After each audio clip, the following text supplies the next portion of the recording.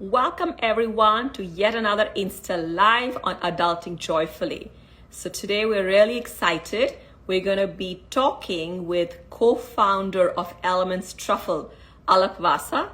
And it's a really interesting story. She used to be at Goldman Sachs, a trader at Goldman, and then decided to leave all of that and start her own chocolatier company. And she's been doing that for the last few years.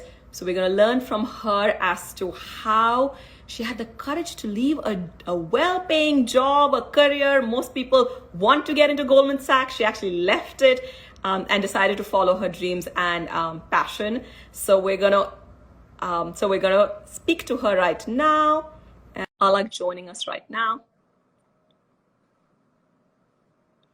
Oh, so we're just waiting for Alak to join, and then keep your questions ready because she's going to be giving us a play-by-play of how she went through it, the questions that came up in her head, maybe some fears, maybe she didn't have any, and we're gonna hear from her. So we're just waiting for Alak to join us, and then we'll get started.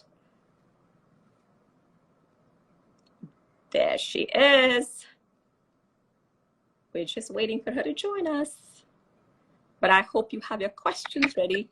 Hi. Hello. Hi. So good to see you. How are you? Yes, so good. So in complete confidence, Alak is also a very, very dear friend. So this feels like we're just having a conversation. We're on two sides of the same river, Hudson. Just missing our cup of chai. I think we should have had that. I agree with you. A cup of chai would have been perfect. But thank you so much for doing this today with us. I'm so what excited. we normally do, Alak, is every Friday we spotlight somebody, a person who's kind of gone through an adulting challenge and done it really well and joyfully without letting it get to them. And one of the big ones that we have, a lot of us have, right? A few years into your career, you're like, I don't know if this is the right job for me. I don't know if this is what I really wanted to do. I don't feel happy and excited. And you were in that position a few years back, isn't it? Yes, totally. Yes. And you were in a company that all of us, a lot of people, at least in B school, would die to get into. And you were successful and a trader at Goldman, and you decided to drop all of it and follow your dream. So tell us about it. Tell us how it started, what you did. Yeah, so of course, like so many of us, getting into Goldman was a dream. And, I was so excited. I still can remember that feeling, like when I got that call from HR that, they were going to send me an acceptance letter, and like that, I don't know, that spring in my feet that, it was very, very exciting because I never thought I could crack an interview at Goldman. So anyways, I worked at Goldman for over 5 years. And as I was working there, I think I had one of the best experiences in terms of, I made the best of friends there. I learned a lot. I learned how to work in a high pressure environment.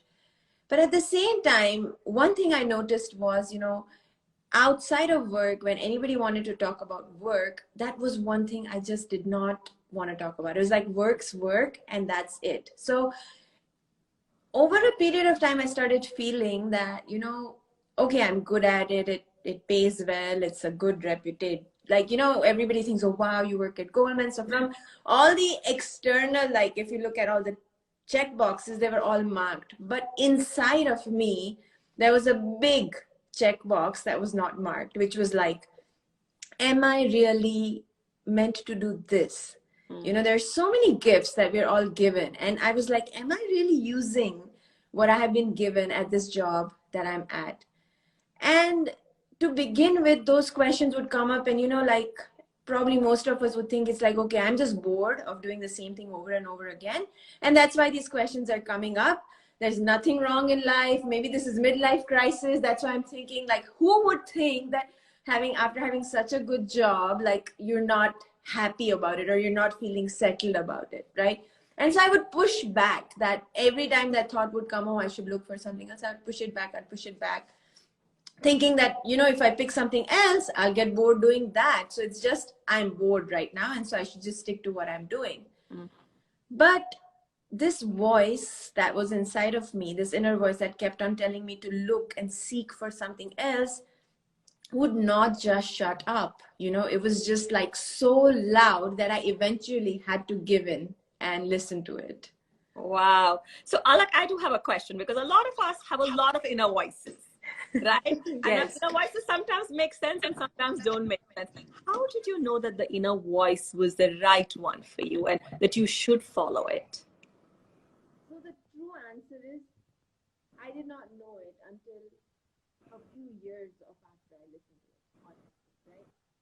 But at the same time, there was something inside me that told me that I had to at least give this a shot, right? And okay, how do you know that this is your inner voice? I think one of the biggest things that really helped me kind of connect with this inner voice was that clarity.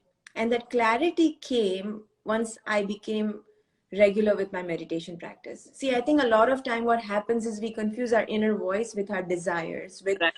the people around us, with the competitiveness. Like, I think me wanting a promotion at work or me wanting a pay raise at work, all of those feelings that were, they were not inner voices. They were more desires cropping up from what everybody around me was getting. But this felt different and it would not go away. You know, it was like it was there. And every time I would sit and close my eyes and be in that space of silence and quiet, that's when this voice became even louder and louder. And that's when I knew that I had to listen to it. Of course, I had no idea whether this was right or wrong. And I think that's where, again, we fall in this trap of success and failure, right? So we always want to take a step that will lead to success. But what is the definition of success? Is it just, selling your company for millions of dollars, building a brand that, that everybody recognizes and knows? And that is something in the last 4 or 5 years, the whole definition of success has changed for me. Lovely. So I'm going to come to success because that's a trap that all of us fall into. But before that, right, you said that the voice became louder and louder to the point you could not ignore it. Yeah. And yet we called banking the golden handcuffs. What were some of the things were happening in your head as you were like, should I do this, not do this, right? Any fears coming up? Like, talk to us about that. And how did you overcome that? Oh my goodness. Yeah. So many fears, right? Like, first of all, you are in a comfortable job, you're in your comfort zone. Everybody kind of, respects you for what you do. And now you're going to do something completely different. Like, I went to school for the job I was doing, right? I studied all these years. I came to America to pursue this dream, the so-called dream. Yeah. And now suddenly, because something inside of me is telling me, oh, this is not for you, I'm ready to just drop it all. And that was a big, big fear. And honestly speaking, it took me over a year and a half to really even take that leap of faith, right? Because the minute like I said before, the minute I thought I want to do this, the first thing was like, oh, it's nothing. I'll get bored of the next thing and then I'll do that. So the first thing I did for myself was I actually took it a little seriously. And so there's this, you probably know Financier, right? It's the patisserie in New York City. And I would go there all the time to like pick up pastries. So the chef kind of knew me. Mm. So the first thing I thought is, okay, let me go to school. Because, if you want to pursue a career in something different, the first thing you want to do is at least educate yourself. Yeah. So I went and asked chef, what culinary school I should go to. And chef said, oh, come work for me. And I was like, what? And he's like, yeah, come on, Saturday morning at 6 a.m. I'll see you there. And I was shocked. I was excited about it. And I think at some point or somewhere in his head, he probably thought I wasn't going to show up. Yeah. But I showed up at 6 a.m. on every Saturday for the next 6 months. Wow. And this was after a full week of working at Goldman. So it wasn't easy at all, the trains would not run that frequently in the morning, but there was something inside me that was like, no, I want to go, I want to do it. And I did it for 6 months, which also shows that this was something that I really enjoyed. It was a complete opposite of what I was doing on Wall Street, because here I was on my feet for 6 hours and oh boy, did those legs hurt, I was like, oh wow, this is what it means to work in the kitchen, right? It was hard, it was exhausting, but still there was something inside me that wanted to do it. And that really, that one thing validated, that okay, this was not just a fleeting thing. This was something I wanted to do. That's beautiful. We often don't think of it. Often we hear you do this, quit and jump 100%. But for those of you who are listening, this is so smart that you actually try it in somewhat a risk-free environment where you go, give your time, energy, everything, and see whether the glamour or the thought Exactly. is. And for Exactly. you, so we're getting a couple of questions. I want to take one or two from the audience before I ask you more. Yeah. And one where the question is, how does she disconnect and find space to think? I think the only way to do that is meditation. Honestly speaking, taking those 20 minutes out in the day to meditate. I've also learned Sudarshan Kriya. So that is something, breath-based meditation that I practice every day. Yeah. And I feel that's the only way you can find that time to connect with that silence inside of us. It's beautiful. So you're getting a couple of comments where people are saying that, like Archana is saying she loves your chocolate and you're a Goldman financier. So I think you got the best of both of them. So now tell us, so you did 6 months at financier, just helped with the chef. Then Yes. how did you decide you were ready to take the leap? Yes. So, okay. So that point, okay, it felt like finally this inner voice is not a fad. It's not something that's going to go away. Now the next thing is actually taking the step, right? So quitting it all. Suddenly, the minute, see, when you think of quitting, it's quite romantic because it's like, wow, I'll do this. But the minute you actually have to do it, that's when you can hear your heart pounding so loud, because there's so many thoughts that were going through my head. There was self-doubt. What if I don't succeed in this? What will I do next? Will somebody ever give me a job back in this field? If I leave this, will I be disconnected, from finance to never be able to make it here? Also the conditioning of the mind, where so many, relatives back in India would be like, oh, so you'll make chocolate, so it's almost like it's not seen as a work of art, but more of, okay, you're downgrading your life in some sense, right? So managing that perspective around it. Like, I've been very fortunate to have a husband and parents and in-laws who were super supportive. Like, they never even once kind of questioned this whole, what is called a radical, typically in the, at least growing up in India, somebody doing this is considered like, why? Like, this means I have lost my mind, right? To do something like this. So a lot of those fears. And then also, okay, I like it, but will I really like it? And if I get bored with this, then where will I go? And I'll tell you this, like, for the first year, right? Every time I would walk into New York City, I would actually feel a lack. When I would see people dressed up and going to work, I felt as if I did not have that, because I was so conditioned in my mind to dress up and go to work and have that lifestyle, that to be out of it, for the mind to accept that, it was actually taking a much longer time than I anticipated. Wow. And for so long, I would keep submitting my resumes, to these finance recruiters. And if they asked me for an interview, I would jump on it, but I would be so miserable doing it. So the first year and a half, it was almost like I wanted to do the chocolate. You've muted, Alak. Beginning of something new, there were challenges in that area also. So that phase, right, when you try to start something new and quit, is such a delicate phase, because it's like you're in this limbo. The new thing that you've started is not giving you that promise yet, and you're still attached mentally to the lifestyle that you had when you had, that comfort zone that you lived in. So it's a very interesting phase to be in. So 2 pieces of advice, Alak, just on that one, right? Because I identify with that a little bit. Like, you're in the phase where you're not getting the success that you're used to.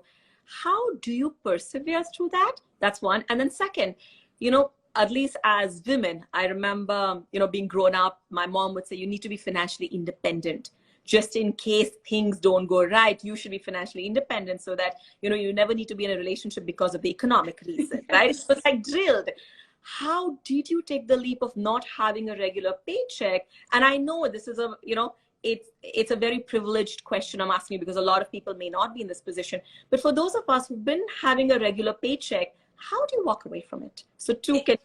It's so hard. It is so, like, honestly speaking, for the first 6 months, I was living in a space of lack. And when I say that, every time I would spend any money, whether it's groceries or, shopping for something, suddenly I was aware, oh my God, I'm spending so much. I'm spending so. It wasn't like I didn't have the resources to do that, but in my mind, because that paycheck had stopped, somewhere my ability to spend, or that the mind had started focusing on, oh, I don't earn anymore. And so that shift was only happening by giving it time, because what was happening is my comfort zone was expanding, right? I had jumped into this completely unknown realm, and in that unknown realm you are gonna have all these doubts, these, I don't know, insecurities, how will I ever make money, a lot of those questions. But I feel just being with that feeling, it's an extremely uncomfortable feeling to be with, but when you be with it, you overcome it. And after that, you feel so liberated. I feel we are so bound by the conditioning of our own mind, by just doing the same thing over and over again. We think this is what life is, and life cannot happen without it. But there are so many people in the world with such few resources still living a happy life. And I think that was my biggest revelation, that, of course, I made business decisions such that they were life sustaining, right? So I wasn't like going out there and spending all my money on the business. I was making right choices, but still not having a paycheck was a conditioning of the mind. I had worked for like 15 years of my life, and I had a paycheck coming in every single, every 2 weeks. So it was something I had gotten so used to, though I never paid much attention to it. I never was looking at my bank account and seeing how much I had made or how much I had accumulated. But the minute it stopped, suddenly it had so much more importance. So I think just being with that feeling and going through it, not trying to distract it or not trying to compensate it. I think a lot of people, what they do is they try to keep two jobs, saying, okay, let me have a stable paycheck and then let me also follow my passion. But what happens in that is, I think you cannot be in either place Well said. fully. So well said. For those of us who have just joined, a couple of things that you just said, Alak, were like just a lot that you've said is like pearls. But these nuggets are beautiful, right? Like when you're moving from one space to another, and there's that feeling of discomfort, all of us want to get into a comfortable position right away. But to stay with the discomfort, because through that, something new will open up, is what I'm hearing from you, right? Yes, exactly. And then the other thing that you just talked about is, you know, you kind of have to let go of the safety net if you really need to go from a caterpillar to a butterfly. You can't keep the safety net of two jobs. If you can financially afford to let go of the safety net, then do that, because that will force you to sink or swim. Exactly. And it's required. Otherwise, you will always be in that limbo and you won't be able to experience. It's such an exhilarating feeling, when your comfort zone expands to like a new dimension. You're like, wow, like this is what freedom feels like, until you get comfortable in that, and then you again have to push yourself to go even further. So tell us, Alak, so you left Goldman, and when you had a conversation with your boss, how was that? And then how was the first year of being a woman entrepreneur? So I guess, quitting Wall Street is always a challenge. They were like, what can we do to keep you? And there were a lot of things, but I think I had very strongly made up my mind that I wanted to leave. So I was very strong in that sense. So leaving was not an issue, like despite of, all the things that they were offering. I think I was very clear that now I had to do this, because if I didn't do it now, there would be a regret in my life that I did not want to live with. Beautiful. And then I would say the minute you quit, you feel amazing, right? Because like, yes, I'm free from all this. Like there is this honeymoon phase, as I may call it, where you're like, oh yeah, I can travel, I can do all these things that I could never do. But then a few months in, reality hits and it's like, okay, what are you doing next? How are you going to start? And honestly speaking, like how we put all these labels on ourselves, somewhere I had put this label on myself that I don't know if I'm entrepreneur material, Mm. because I'd always had a job, I'd always worked. And Yeah. so there was a lot of doubt around like me being able to run a business, right? I could create products and do a lot of those things, but I wasn't sure how to make turn that into a business. And so right after that, like once I started working on recipes, I was again in my comfort zone because creating recipes, working with food and all of that is something I love doing. So I started creating But that. so well, I can attest to everything, not just the chocolates, but everything that you make is like just phenomenal. You're too sweet. So, anyways, what happened was then I made a few recipes, and of course, Kushal, my husband, he would be my taste tester, right? Like, okay, so he would say, I like this, I don't like that. And finally, he tells me 6 months into it, I think you're ready. And I was like, okay, what does that mean? He's like, I am booking us a table at the local flea market. Wow. And I was scared. I tried every trick, in my pocket to convince him that I don't think we are ready yet. But he just went ahead and paid for it. And at that time, the table cost was like $160 or something. And I felt like, oh my God, this is a huge investment. I still remember I was so nervous about it. And we go to the market. It's in the middle of summer.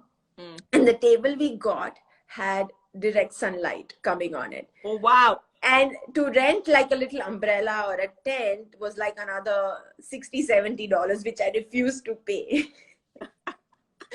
So then Kushal worked with the organizers and we moved to a place in the shade. But all this time I'm thinking, see, this is such a bad idea. This is not working. We should have never done this. And already the thoughts in my head are popping like, oh my God, like I've already failed. What am I gonna do? Uh, And we go there, we set up the table. Now I'm there, let's just be present. And I was so fortunate, like so many of my friends, they came there to just kind of be there for me. And people started coming, they started trying. And before I knew it, like I had made a bunch of products, but the products I had made with chocolate, the current recipe, they got sold out.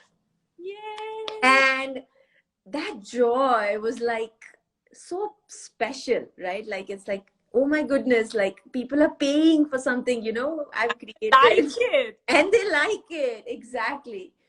And so after that, that's what led to us saying, Kushal was like, okay, let's create a line of these chocolate products. And so I worked on that. And in October, we did another market at the Artisan Flea Market in Williamsburg. Mm. And again, me being so conservative, I just made enough stock to kind of break even for the cost of 2 days. And the first day itself, we were sold out on all the stock for both the days. Wow. And that evening, I still remember we called like all these Whole Foods to get cacao butter. Like I didn't have a source for raw ingredients. Oh, wow. And we gathered everything next day morning. We woke up at 4 in the morning, made a batch of fresh chocolates. And then that day, we got sold out by 3 p.m. and the market closes at 7. Wow. And I think that was the turning point for me, that That's amazing. that gave me that confidence that no, we are on to something. Let's do this. So I think that really kind of at least pushed me in the direction of, okay, now we have a product line and let's move forward with it. That's amazing. That's such a lovely story. So, two thoughts, or one question and a thought.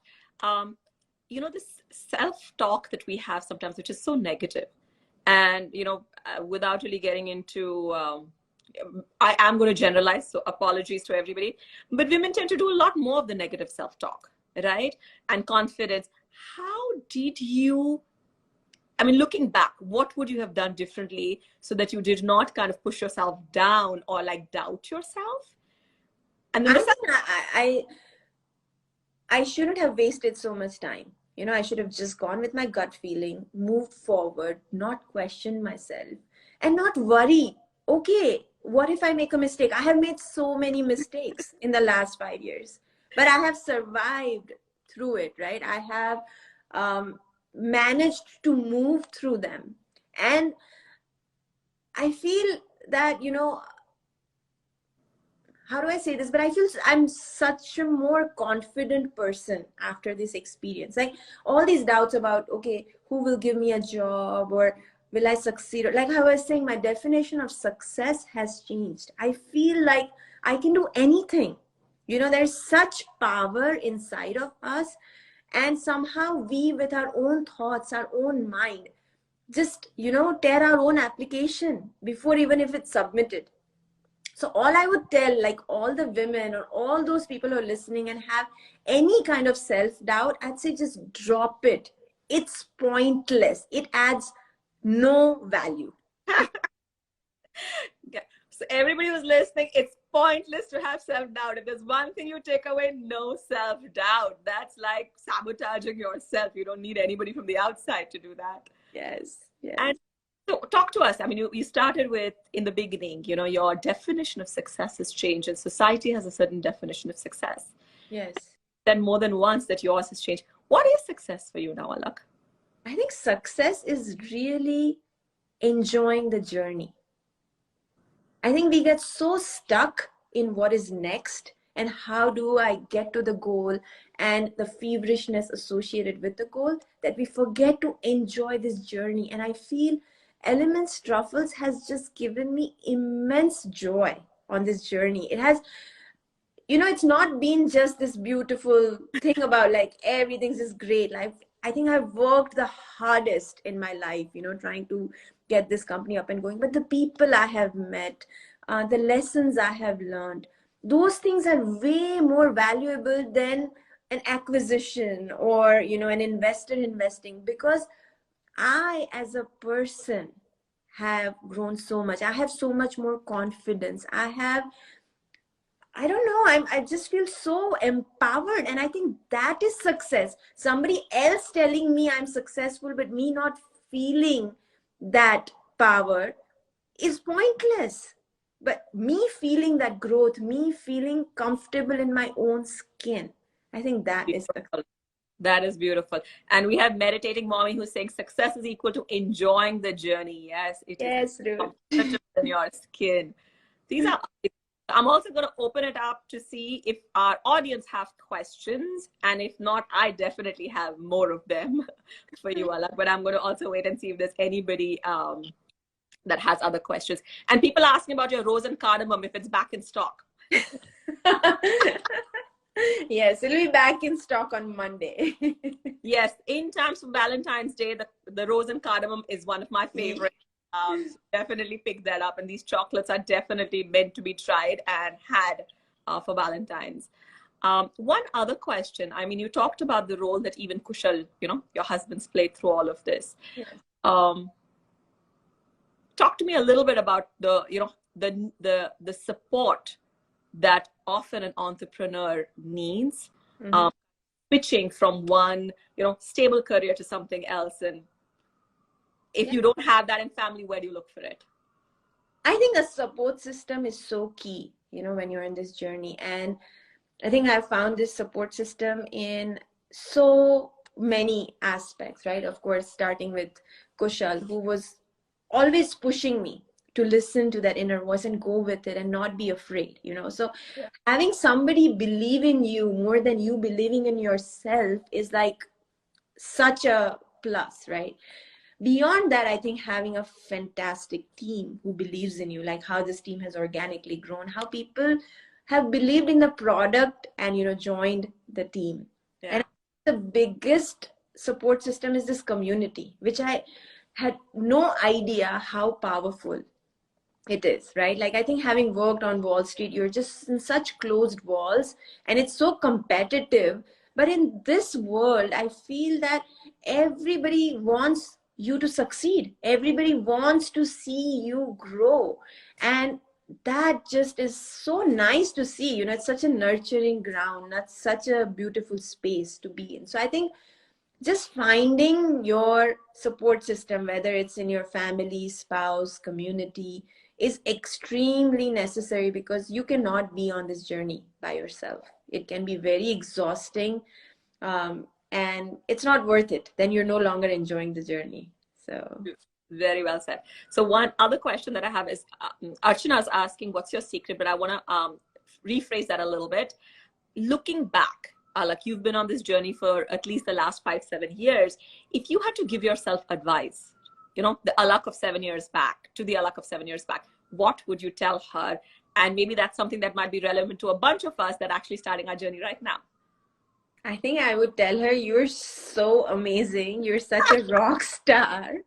And I would just tell her, go do, go do whatever your heart desires, because this life is so short, and make the best of it. That's amazing. And you are a rock star. So glad that you're doing what you're doing. And I know this is, there are so many different, I know this is just the beginning, even though Elements has been so successful. I know that there are 7.5 billion people waiting to have Elements. Yes. And I think that's where the joy is in, like, you become a part of somebody's story. Your product becomes a part of somebody's life. And I think there is no value you can put to that. Like the emails we get from our customers, sometimes it just brings so much joy. And I don't know how you can ever put, a value to that joy. It's completely true. So I'm going to get one more question. So Rachna is asking, how do you navigate self-doubt versus identifying and overcoming shortcomings? Where is the balance? That's a very, very good question, because, okay, you're going through self-doubt and you tell yourself, oh, don't doubt yourself. That really doesn't help you, because the mind, again, doesn't listen to you, right? So again, I think this is where I would say increasing your prana, or the energy levels, right? I think when you are feeling uplifted in your life, if you notice, right, if you listen to an inspirational speaker, or if you are out in nature, or when you feel connected with yourself, that's when self-doubts disappear. But when you are disconnected, when you are stuck in the clutter around you, when your mind is all over the place, that is when self-doubt becomes so loud.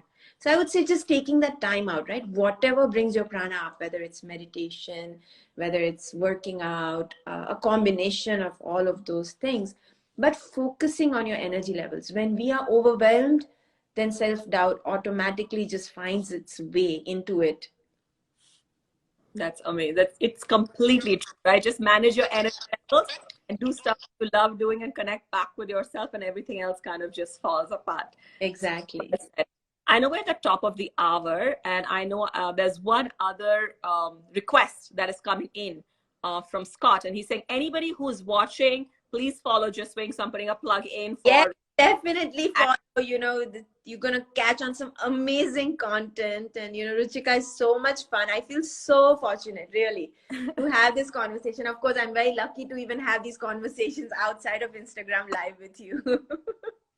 And those of you who are not on Elements, please follow Elements too. And there are lots of fun things that are happening. But these are things that we're doing every Friday. And this has been so helpful for all of us to just listen to you, Alak, and share your experiences. And thank you for being so honest. A lot of times people talk about all the good things, but not all the ups. And, it's more the ups than the downs. Yes. And it's actually so comforting to hear your journey. And thank you for being so honest with us. Thank you. It's you who created that space for me to just be. Awesome. So we'll see you again next week with another Adulting Joyfully Adult. Yes. Till then, stay happy. Bye. Bye so much, Alak. Thank you. Bye, everybody.